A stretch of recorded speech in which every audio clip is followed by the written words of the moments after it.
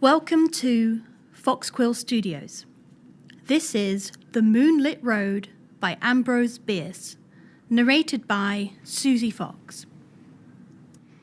The Moonlit Road, statement of Joel Hetman Jr. I am the most unfortunate of men, rich, respected, fairly well educated, and of sound health, with many other advantages usually valued by those having them and coveted by those who have them not. I sometimes think I should be less unhappy if they had been denied me, for then the contrast between my outer and inner life would not be continually demanding a painful attention. In the stress of privation and the need of effort, I might sometimes forget the sombre secret ever baffling the conjecture that it compels. I am the only child of Joel and Julia Hetman. The one was a well-to-do country gentleman, the other a beautiful and accomplished woman, to whom he passionately attached with, that I now know to have with a jealous and exacting devotion. The family home was a few miles from Nashville, Tennessee, a large, irregularly built dwelling of no particular order of architecture, a little way off the road, in a park of trees and shrubbery. At the time of which I write, I was 19 years old, a student at Yale. One day I received a telegram from my father of such urgency that in compliance with its unexplained demand, I left at once for home. At the railway station in Nashville, a distant relative awaited me to apprise me of the reason for my recall. My mother had been barbarously murdered. Why and by whom, none could conjecture, but the circumstances were these. My father had gone to Nashville, intending to return the next afternoon.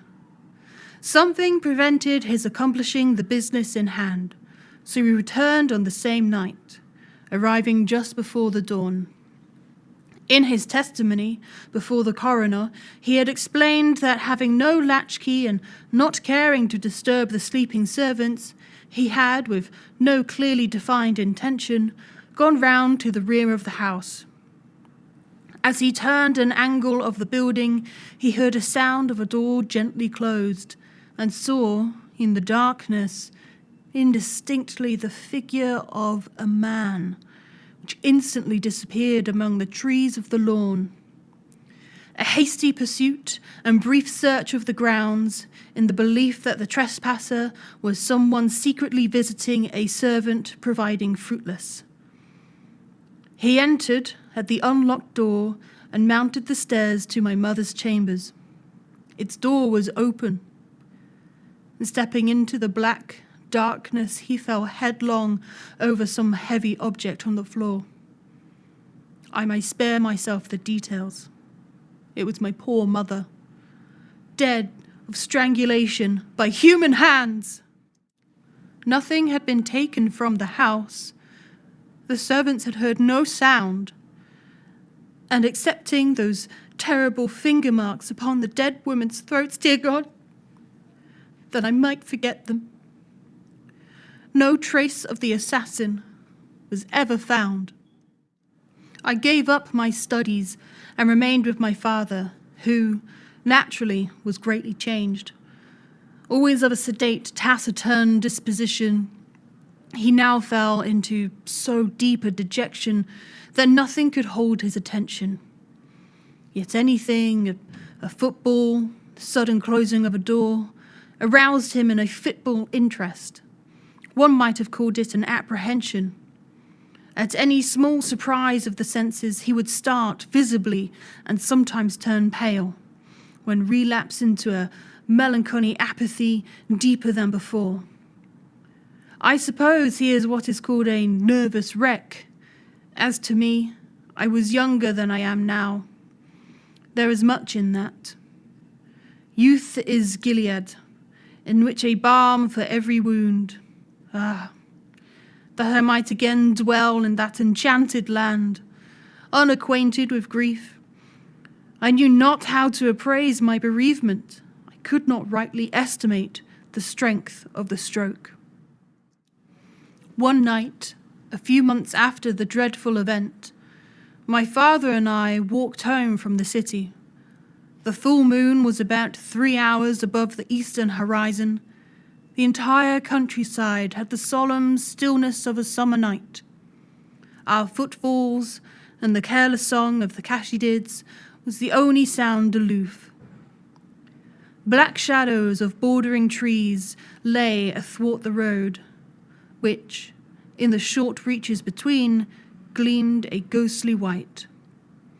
As we approached the gate to our dwelling, whose front was in shadow and in which no light shone, my father suddenly stopped and clutched my arm, saying hardly above his breath, "God!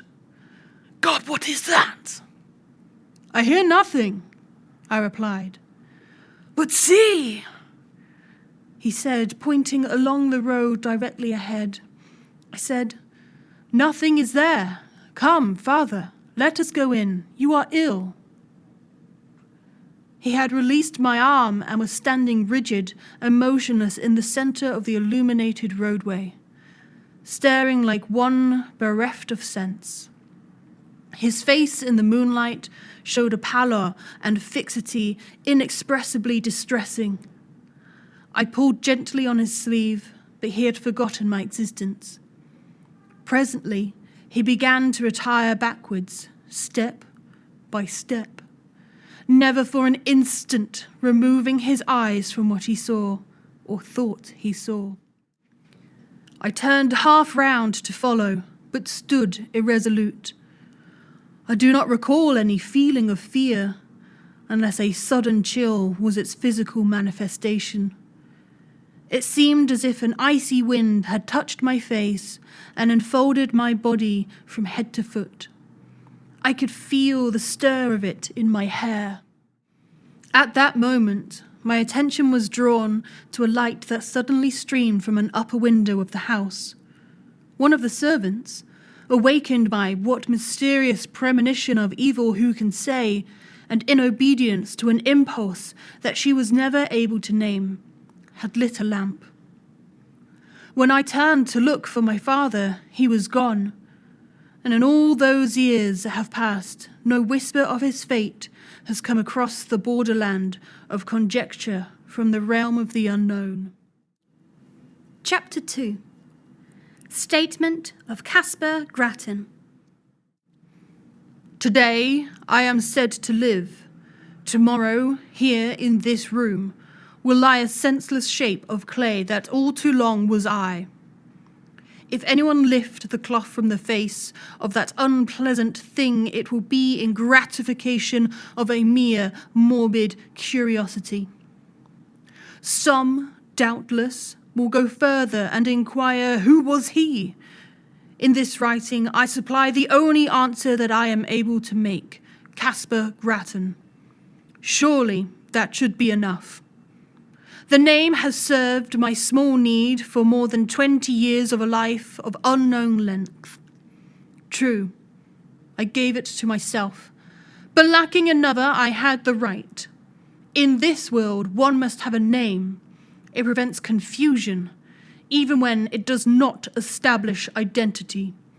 Some, though, are known by numbers, which also seem inadequate distinctions.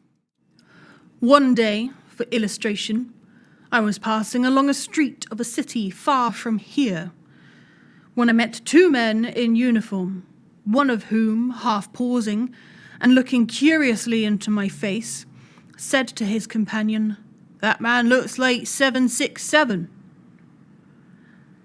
Something in the number seemed familiar and horrible. Moved by an uncontrollable impulse, I sprang into a side street and ran until I fell exhausted in a country lane. I have never forgotten that number, and always it comes to memory, attending by gibbering obscenity, peals of joyless laughter, the clang of iron doors. So I say a name, even if self-bestowed, is better than a number. In the register of the potter's field, I shall soon have both. What wealth! Of him who shall find this paper, I must beg a little consideration. It is not the history of my life, the knowledge to write that is denied me. This is the only record of broken and apparently unrelated memories, some of them as distinct and sequent as brilliant beads upon a thread. Others, remote and strange, having the character of crimson dreams and interspaces blank and black, with fires glowing still and red in a great desolation. Standing upon the shore of eternity, I turn for a last look landward over the course by which I came. There are 20 years of footprints fairly distinct, the impressions of bleeding feet. They lead through poverty and pain, devious and unsure, as of one staggering beneath a burden. Remote, unfriended, melancholy, slow. Ha! The poet's prophecy of me, how admirable, how dreadfully admirable. Backward, beyond the beginning of this Via Dolorosa, this epic of suffering with episodes of sin, I see nothing clearly. It comes out of a cloud. I know that it spans only 20 years, yet I am an old man. One does not remember one's birth. One has to be told. But with me, it was different. Life came to me full-handed, endowed me with all my faculties and powers.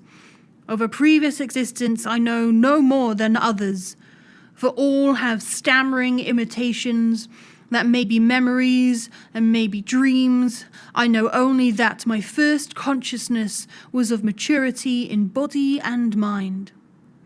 A consciousness accepted without surprise or conjecture. I merely found myself walking in a forest, half-clad, footsore, unutterably weary and hungry. Seeing a farmhouse, I approached and asked for food, which was given me by one who inquired my name.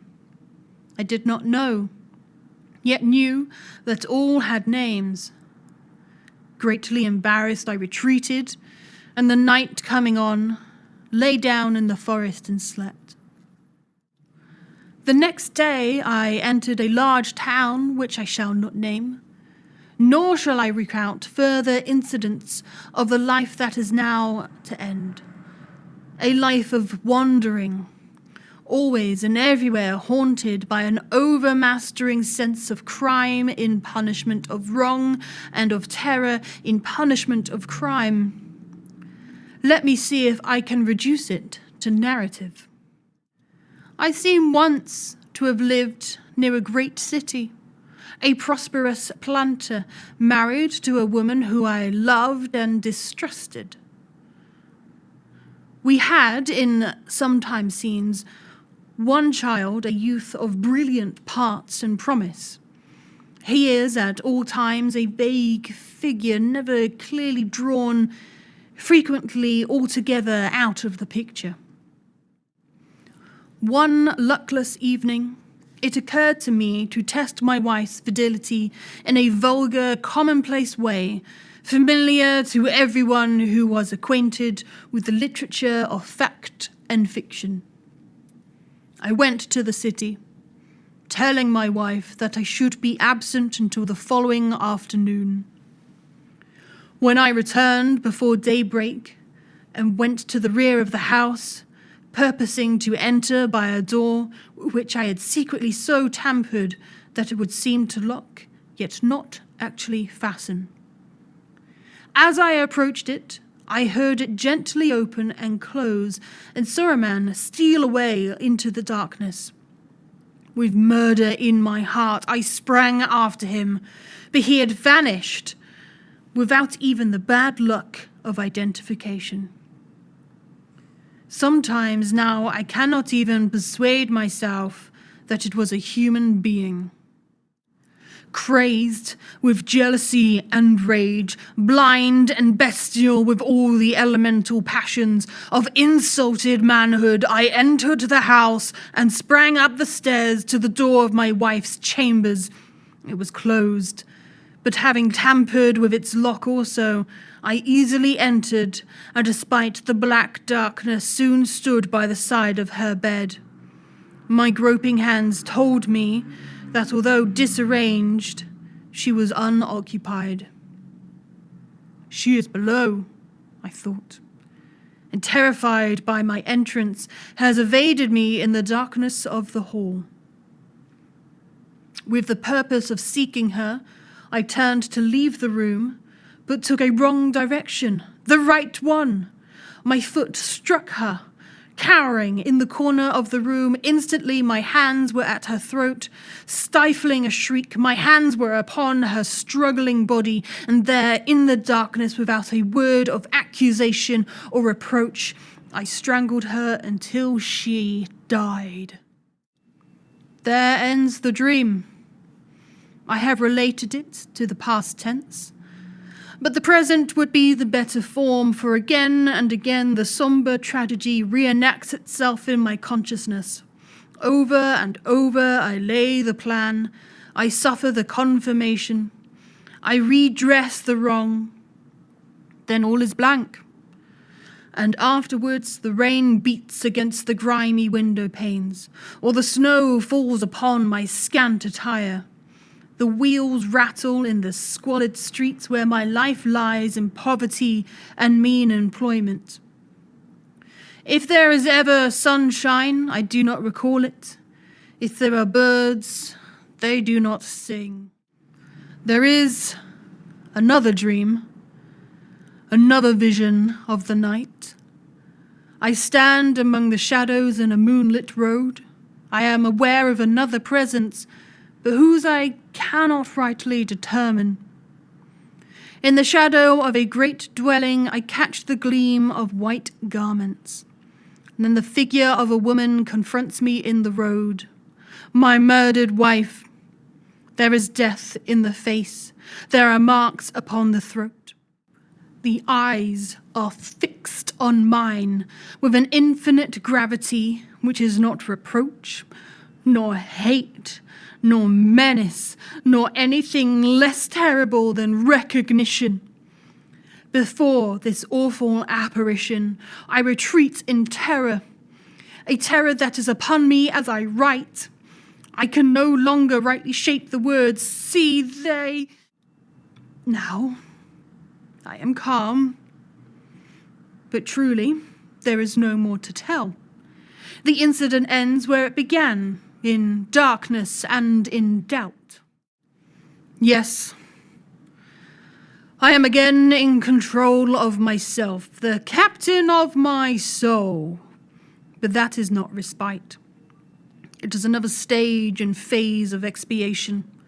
My penance, constant in degree, is mutable of kind. One of its variants is tranquility. After all, it is only a life sentence. To hell for life. That is a foolish penalty. The culprit chooses the duration of his punishment. Today my term expires. To each and all, the peace that was not mine.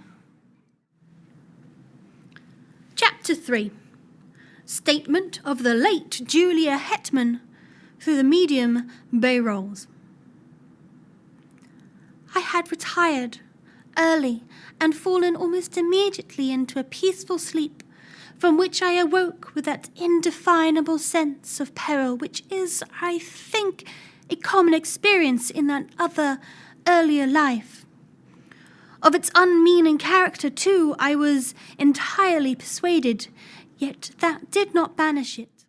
My husband, Joel Hetman, was away from home. The servants slept in another part of the house, but these were familiar conditions. They had never before distressed me. Nevertheless, The strange terror grew so insupportable that, conquering my reluctance to move, I sat up and lit the lamp at my bedside. Contrary to my expectation, this gave me no relief. The light seemed rather an added danger, for I reflected that it would shine out under the door, disclosing my presence to whatever evil thing might lurk outside. You, that are still flesh, subject to horrors of the imagination.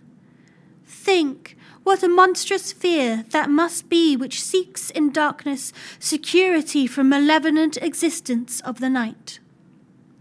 That is to spring to close quarters with an unseen enemy, the strategy of despair.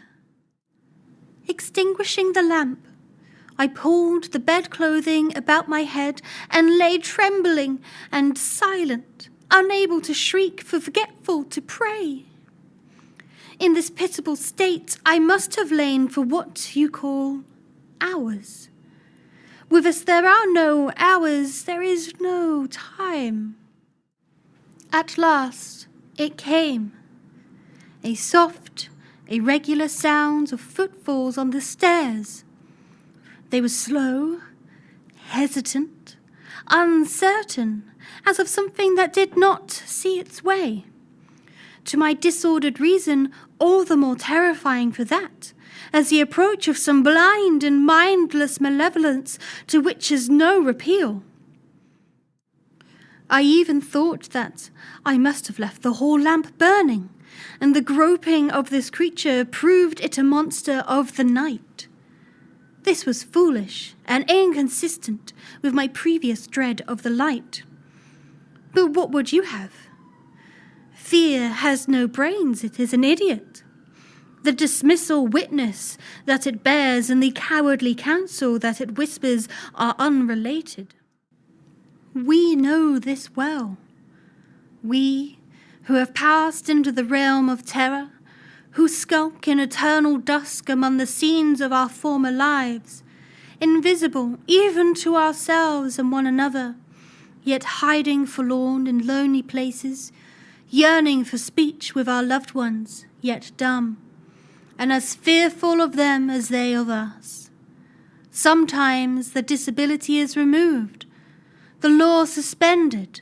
By the deathless power of love or hate we break the spell, and we are seen by those whom we would warn, console, or punish. What form we seem to them to bear we know not. We know only that we terrify even those whom we most wish to comfort, and from whom we most crave tenderness and sympathy. Forgive, I pray you, this inconsequent digression by what was once a woman. For who consult us in this imperfect way? You do not understand. You ask foolish questions about things unknown and things forbidden.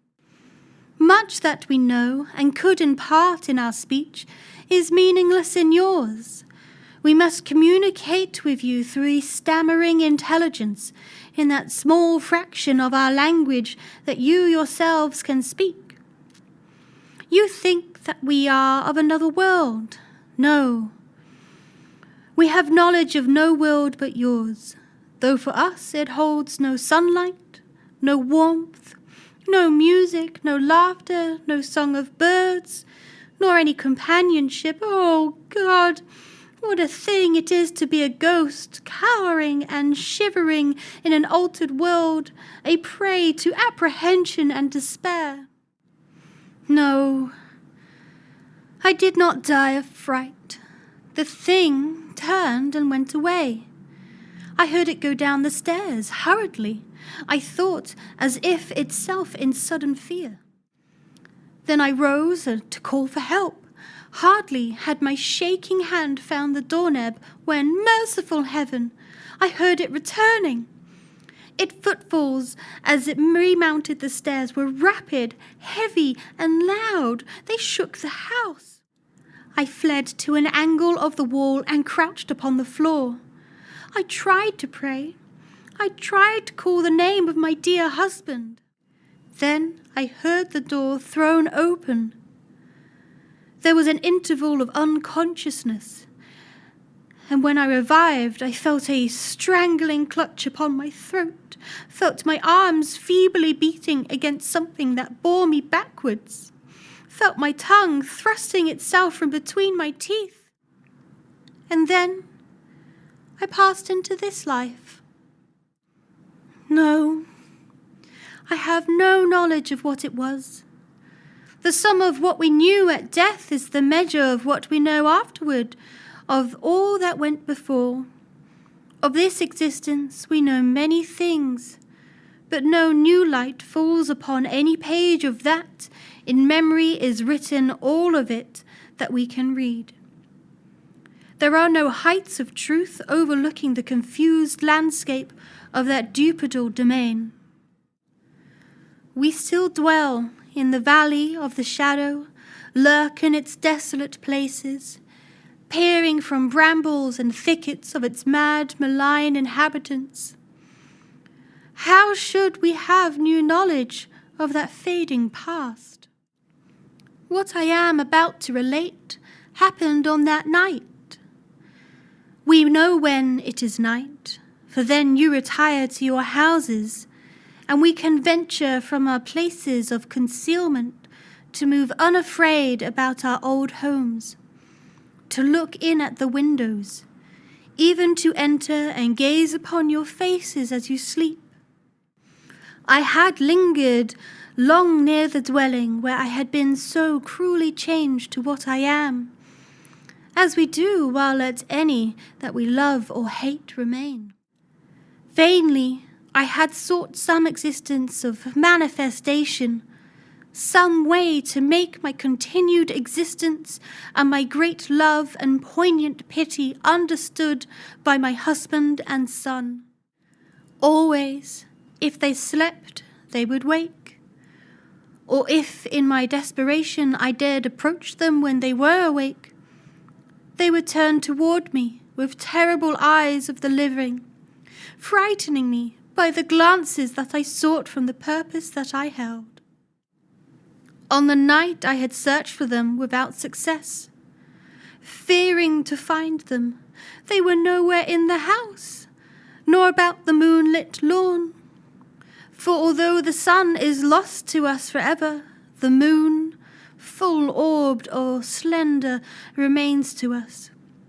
Sometimes it shines by night, sometimes by day, but it always rises and sets, as in that other life. I left the lawn and moved in the white light and silence along the road, aimless and sorrowing. Suddenly, I heard the voice of my poor husband in exclamation of astonishment, with that of my son in reassurance and dissuasion. And there, by the shadow of a group of trees, they stood near, so near. Their faces were towards me, the eyes of the elder man fixed upon mine. He saw me. At last he saw me. In the consciousness of that, my terror fled as a cruel dream. The death spell that was broken, love had conquered, law, mad with exhaustion, I shouted, I must have shouted. He sees, he will understand. Then, controlling myself, I moved forward, smiling and consciously beautiful, to offer myself to his arms, to comfort him with endearments of my son's hand in mine, to speak words that would restore the broken bonds between the living and the dead. Alas, his face went white with fear, his eyes were as those of a haunted animal. He backed away from me as I advanced, and at last turned and fled into the woods, whither it is not given to me to know. To my poor boy, left doubly desolate, I have never been able to impart a sense of my presence. Soon he, too, must pass to this life invisible, and be lost to me forever. Thank you for listening to Fox Quill Studios. This has been The Moonlit Road.